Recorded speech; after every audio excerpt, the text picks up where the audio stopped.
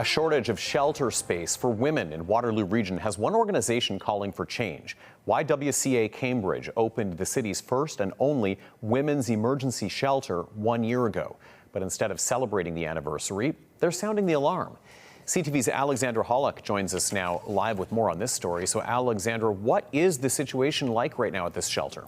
Tony, the YWCA Cambridge tells me the shelter's been operating at or near maximum capacity since it opened, and they've had to reject around 160 requests for service because there just isn't enough space.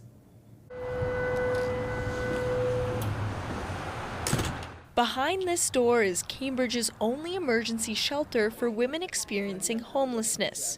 It's been open for a year now, but space is limited. Since opening, we've been at capacity.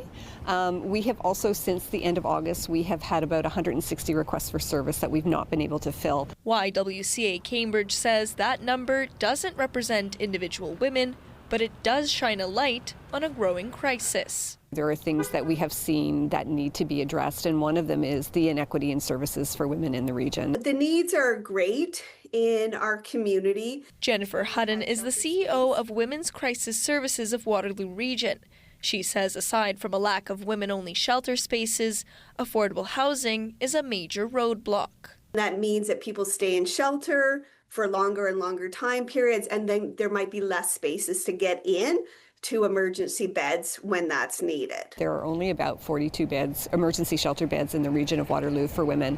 And so we actually need to be developing a strategy on how we move toward equity. So YWCA Cambridge is calling on all levels of government to take action. Transitional housing and deeply affordable housing as well are two really important things that we need to spend some more time on. In the meantime, the shelter says it hopes to focus on finding a permanent location and providing unhoused women with the support they need. We want to spend some time looking at whether or not there's some opportunity to look at some kind of transitional housing for women in our community as well.